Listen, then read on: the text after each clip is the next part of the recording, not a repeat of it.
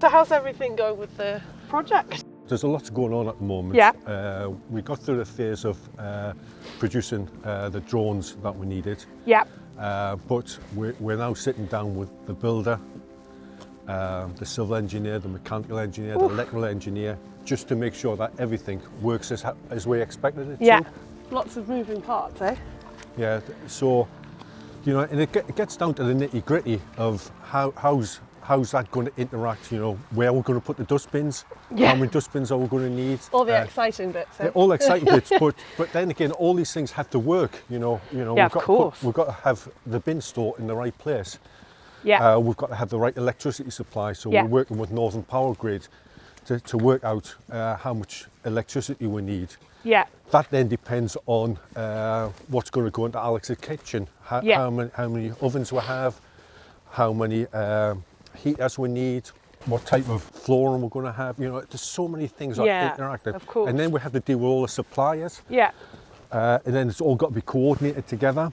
So the current phase we are at the moment is it's called the enabling phase. And that's where John and his team are getting the ground to the right levels. Yeah. And we'll probably pick the wrong time of the year to do all well, we this. don't really pick it though, does it? It's just sort of evolved into this, hasn't it? It evolved into this, and unfortunately we've picked the period, evolved into a period where it's very wet. Yeah.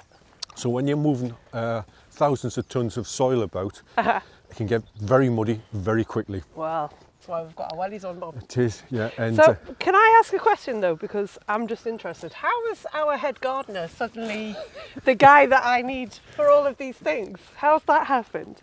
yeah, it's a good question. So before I was a gardener, as we've told the viewers before, I used to work in project management. And I was a project manager for, you know, several decades. Yeah. And then when we got to the phase of moving from what's called stage 4 to stage 5, we recognised that there was quite a lot of coordination has to happen. Yeah. So, you know, as I mentioned before, we're coordinating with the architects, the builders, the council. We're discharging conditions associated with the plan permission. We've got to deal with the civil engineers, electrical engineers, mechanical engineers, ecologists, and there's an awful lot of coordination in that. And I've done this sort of thing before, so I used to project manage IT projects. So being a project coordinator on a construction project isn't something I've done before, but it's about coordinating, it's about talking to people, it's about making sure everybody understands what's happening. You seem perfectly adept to it as well though, pulling all these strings and pulling all these pieces into place. Yeah, I mean, I certainly didn't expect to be doing this. Well, you've taken to it like a duck to water. And it's also things like communication as well. So, you know, I sit down with you and Alex at least one day a week to say this is where we are. Sometimes more than one day a week. You know, like on Sunday we went through the revised drawings. Yeah. So all that coordination and communication is really important on all this. Yeah. So there's lots of things like that. Lots of time spent with John, our very good builder. Yeah. And I feel as if now, you know, we've got a really, really good team in place. Everybody knows what they're doing. Yeah. Everybody's focused on the right thing. Yeah. Everybody's, you know, focused on what we want at the end of all this. Yeah. Is a top-class restaurant building. Yeah. A top-class hotel building, where everything is how you and Alex envisaged it. Yeah, yeah. And you know, we're in 2025. We haven't quite got a time scale as to yet. Well, how am I going to get up there? Yeah, we haven't got the time scale quite yet as to when the plan's going to be, but it's going to be the back end of 2026 with it. Yeah. And then back to my gardening role. Yeah. I've got to coordinate all that with the building of the garden as well, to make sure that when we open, we've got all this lovely produce we've talked about. How are you finding that sort of balance between coordinating and gardening? Are you spending much time in the garden, or is mostly it's a project coordination? Yeah, yeah. But it's turned out to be a 7-day.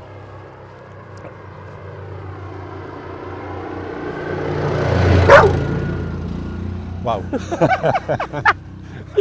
It's not I love normally a dog on a quad bike. It's my favourite thing. it's not normally as busy as this along Yeah, here. you keep saying that, Bob. So, but it's it's turned into a 7-day-a-week Yeah. job. You do get a day off, though, don't you? No. What? But what but it's all fascinating. It's all because we're all focused on delivering this thing. Yeah.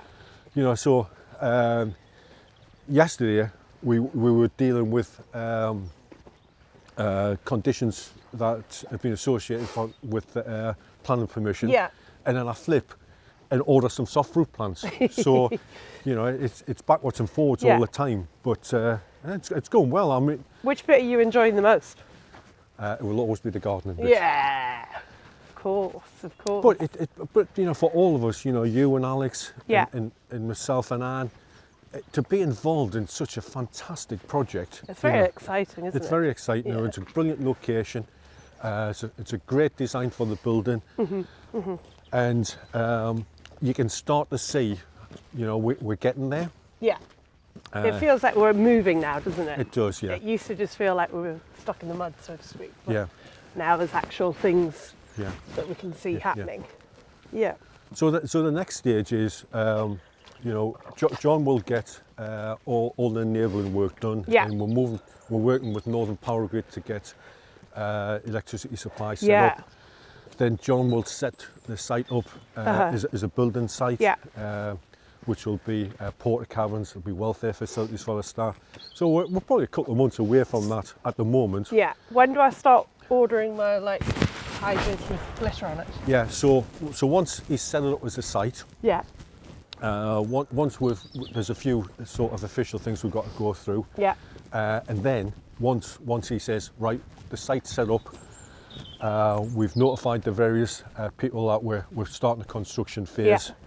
Then it will all be hard hats, high vis, everybody signing in, and what we'll do is we'll do a catch up on site in the months ahead where we see like the foundations going in. That's exciting. It will be once a wooden frame goes up, Yeah. it's going to be a wooden frame building. Yeah. So Swedish wood, yeah.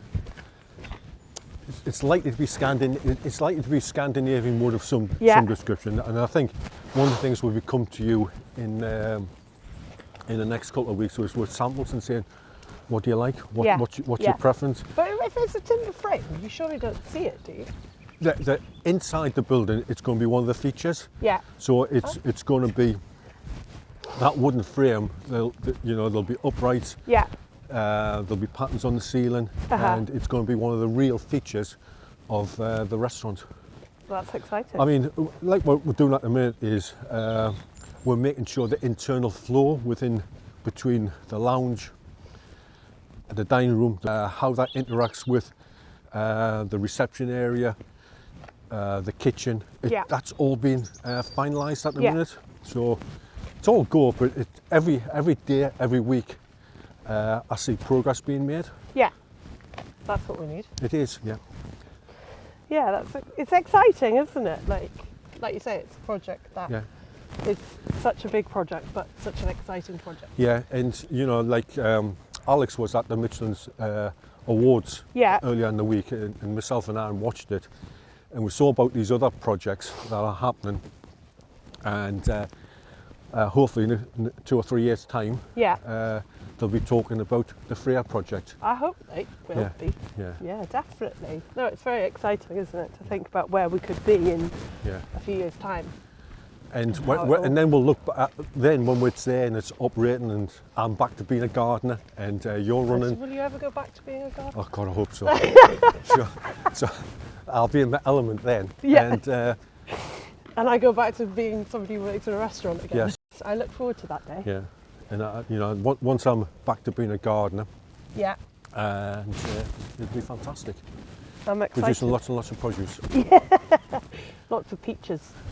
Yeah. Are we allowed to grow peaches in this? We're looking at the minute to see where we can get some peaches that grow in this country. Yeah. I mean, we will have. There's some that you can grow outside. Yeah. And we've found a place in North Yorkshire that sells peaches and nectarines, and we'll be paying a visit to them very soon. And are you going to grow me some feijoas? Somewhat. Feijoas! Well, every time you and Alex come up with something, I then go and have a look at it and see whether or not it's possible. I don't think it is. Yeah. They're like the national fruit of New Zealand. Yeah. After the kiwi, obviously.